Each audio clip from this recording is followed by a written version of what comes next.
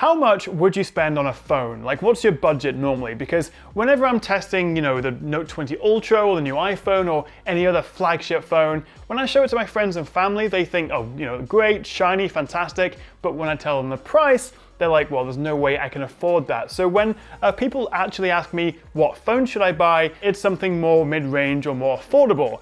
And so that's why I'm really excited about this guy. It's the Realme 7, and this costs just £179. Now, I've actually partnered with Realme, who reached out and asked if I'd make a video all about what it's actually like to use the Realme 7 and the 7 Pro, but as always, all opinions are my own. But for this video, I want to focus on the standard Realme 7 as opposed to its slightly bigger brother, the 7 Pro, because while this is still a great phone, I love the Super AMOLED screen that we get, the slightly higher quality 64 megapixel camera setup, and the crazy fast 65-watt super dart charging. And actually, this is still pretty affordable. It's just $279, but I want to stick with the 7 because the 90Hz screen, the bigger battery, and of course that lower price tag, I think makes this really stand out among a pretty crowded market right now.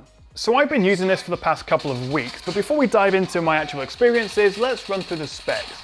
And we're getting a 6.5-inch 90Hz LCD screen, up to 8 gigs of RAM and 128 storage, dual SIM and microSD support, a massive 5,000 mAh battery, fast 30-watt dart charging, a 48 megapixel quad camera setup, and we also get this unique AG split design, carbon fiber cooling, and also interestingly a MediaTek processor. Now for me, the elephant in the room when I first saw the specs of this guy was that MediaTek chip, because historically they haven't been quite as good as Qualcomm Snapdragon processors, and they've usually been relegated to more sort of cheaper phones. But actually, times have changed, and if I put the 7 and the 7 Pro, which uses the Snapdragon 720G side by side, in Geekbench 5, the processor performance is actually pretty neck and neck. But then, in the OpenCL graphics test, the Realme 7 with the MediaTek is way out in front. It's almost twice as fast. Although the difference isn't quite as big in the 3D Mark Slingshot benchmark, but it's still 8 and 20% faster respectively in the OpenGL and Vulkan tests. Now, to be fair, I don't think the average person going into a phone store or buying this online really cares that much about benchmark scores. But the point is, not only does this keep up with a Snapdragon 720G chip in, general use, it's actually much faster when it comes to gaming. And paired with that 90Hz refresh rate and the massive 5,000 mAh battery, this is actually a pretty good gaming phone as well. And the extra graphical performance helps you take full advantage of that smoother 90Hz refresh rate. Now here's a question, would you rather have a 90Hz LCD screen or a 60Hz Super AMOLED? The benefit of this is slightly better viewing angles, we of course get better contrast, and so really I guess the 7 Pro is a little bit better for watching videos and movies, but of course the 90Hz refresh rate just makes everything feel smoother on this, and it is better for gaming. Now of course in a perfect world both phones would be 90Hz Super AMOLED, but I appreciate Realme's had to make some sort of compromises to keep the prices down on these guys. But I would genuinely be interested to hear what you guys would go for, 90Hz LCD or 60Hz Super AMOLED. Personally, I would rather go with the 90Hz though. So far, everything I've thrown at this has played smoothly, although some games don't play at the highest graphic settings, which seem to be reserved for higher-end like Snapdragon 865 chips.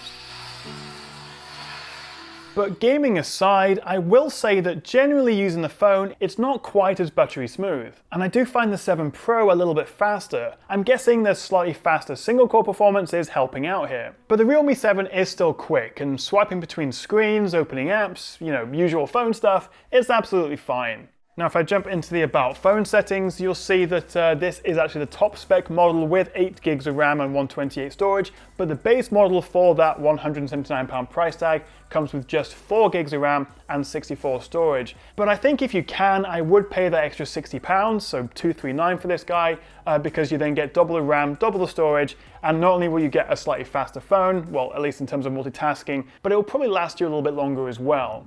But what does help keep this phone running smoothly is the fact that we get Android 10 with Realme UI on top, which is actually pretty nice to use. I didn't notice any ads in my time with it, and there's only a handful of pre-installed apps. And we get some nice extras like the smart sidebar for some quick shortcuts. You can change the icon style. This OSIE visual effect option boosts the vibrancy and sharpness of your videos. And I also really like these new live wallpapers, which unlike some phones just have the little animation for a couple of seconds, these just keep going. It probably will have a small impact on your battery, but I think it looks pretty cool. Now let's talk about this design, because it is actually quite a big phone, but the rounded corners and also the fact that we get this flat screen, which I know a lot of you guys do prefer over a curved screen, actually makes it quite comfortable to hold. It's also got a plastic back rather than glass, but I think that's fair enough given the price. And I think it looks good, especially when the light catches that split design just right. We get a single speaker on the bottom, only the Pro model gets stereo speakers sadly, but there is a headphone jack, which is always nice to see. Also, the power button on the side doubles as a fingerprint reader, which personally I actually prefer to an optical in-screen reader. Just place your finger and boom, done. There it is. Realme is also very proud of the fact that both the 7 and the 7 Pro have passed the TÜV Rheinland reliability verification certification test thing, which apparently does actually put these phones through some quite rigorous testing. Now this doesn't actually have any official IP water resistance rating, but Realme have put sort of silicone seals in all the ports, so you will still get splash resistance with this. So maybe I wouldn't take it in the shower, but it'll certainly survive a rainstorm. Now for me, one of the biggest selling points of this guy is the huge 5000 mAh battery. And so far as I've been using it, I tend to have about 40% of my battery left at the end of a normal day. And so it almost gets me through 2 full days. And I'm looking at about 6.5 hours of screen on time. So the battery is genuinely very good, although of course the 90Hz refresh rate will drain it slightly faster. I think the full HD resolution, the slightly lower power chip inside, and of course that big battery all help to keep this running for longer. But what also helps is the fact that we get 30-watt dart charging, which isn't as fast, where is it, as the 65-watt super dart we get with the 7 Pro. That obviously is a little bit faster, but then the battery is smaller. So with this guy, you'll get from 0 to 100% in about an hour and 5 minutes. And it'll take about 26 minutes to go from 0 to 50, so still pretty fast. But I think given the fact that this is a pretty capable gaming phone actually, having that bigger battery is probably slightly more important than the super fast charging. Although of course again in an ideal world, you'd have the biggest battery and the super fast charging on both phones. And finally, let's talk about this camera. And we get 4 lenses with a 48 megapixel main, an 8 megapixel ultra wide, a 2 megapixel macro lens, and a black and white portrait lens. Now, you can forget about the macro. It's so low quality, it's just not really usable. But the black and white lens comes in handy for capturing more light and detail for the main lens, and also comes in handy for filters. On the whole, I have to say I've been pleasantly surprised by the camera on the Realme 7. The 7 Pro does have a slightly better camera setup with a 64 megapixel main lens that uses a Sony sensor versus the 48 megapixel Samsung sensor we get on the 7 here. But photos are detailed, we get good dynamic range, and again I think given the price, it's much better than I expected. You can also shoot in the full 48 megapixels if you want the highest resolution, but as you can see you do lose some of that dynamic range. So in good light, the camera is genuinely quite good, although the shutter speed isn't the fastest and I did come out with some blurry shots sometimes. Low light photos are okay, nothing really to write home about, and actually I found the night mode with its 3-second long exposure to be a bit hit or miss. Most of the time I prefer just to use the regular photo. And then around the front we have a 16 megapixel selfie camera, and again in good light it does a decent job. Now in terms of video, you can shoot up to 4K 30, which is what I'm recording at here, but as you can see, it's not the most stable. It's pretty wobbly, so I wouldn't really recommend 4K unless you're standing pretty still and maybe you're taking a video of a tree or something.